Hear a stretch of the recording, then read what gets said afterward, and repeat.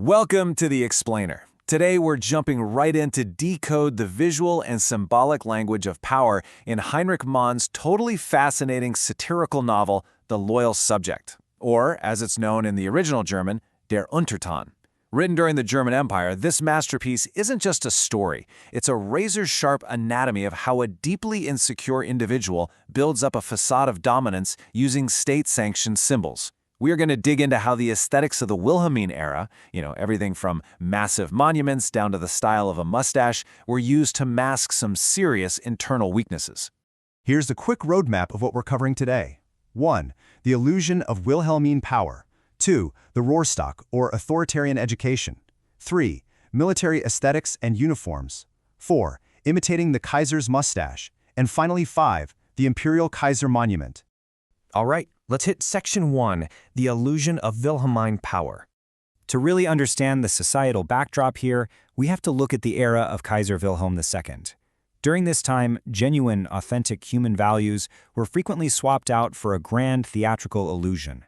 Heinrich Mann actually viewed this theatrical appearance replacing basic truthfulness as the absolute defining characteristic of the entire Wilhelmine era. It wasn't about what was actually true, it was entirely about the performance of power. So the protagonist of our story, Dietrich Hessling, is a guy who literally cannot access genuine values like freedom or brotherhood. He's totally dependent on playing a role just to survive and thrive in the society. And this dynamic perfectly captures the central psychological conflict of the novel. Think about Dietrich's true internal state. The text describes him as a soft child. He loved to dream, but he was absolutely terrified of everything. He was even scared of imagining a giant toad or a gnome staring at him from a garden wall. He lived in deep fear, especially of his strict father. So to compensate for all that internal weakness, he develops this desperate external grab for cold power.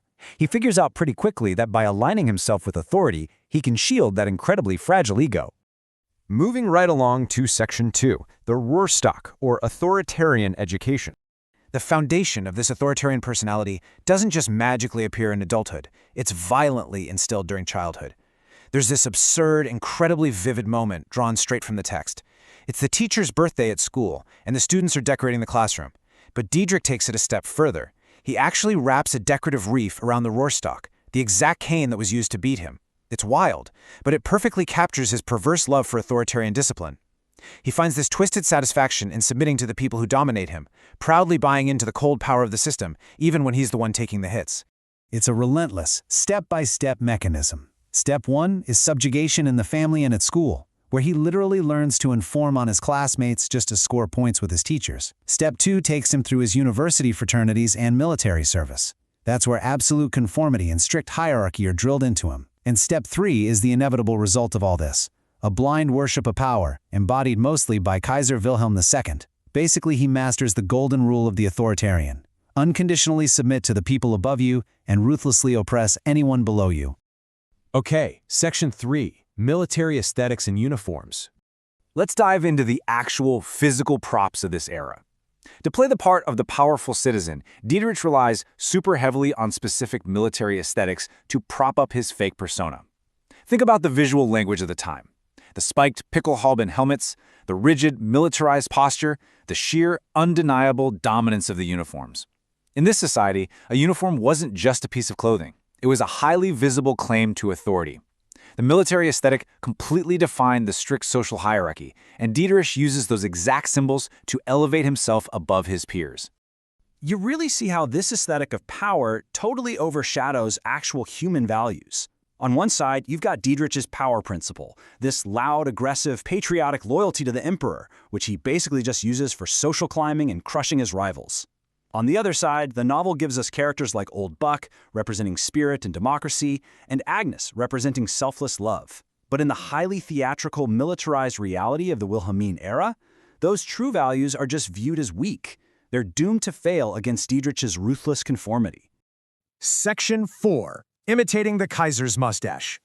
This brings us to the ultimate performance of power, Dietrich's literal physical imitation of the emperor. He deliberately adopts Kaiser Wilhelm's signature upturned mustache, his aggressive pointing posture, his bombastic rhetoric. It is 100% a theatrical mask. By making himself look and sound like the supreme authority, he successfully hides that cowardly, fearful soft child still hiding inside of him. He is literally wearing the emperor's face to project strength. And disimitation is the absolute core of Mann's satirical method. Mann wasn't just distorting reality for a quick laugh. His satire is designed to pierce right through the outward appearance of this corrupt society and reveal what the text calls an over-reality. By stripping characters like Diederik of their individual human quirks, Mann exposes the really grotesque, overbearing forces of nationalism and power worship driving the whole nation. The mustache, the uniform, they are just masks. Mann is showing us the highly dangerous emptiness hiding right behind them.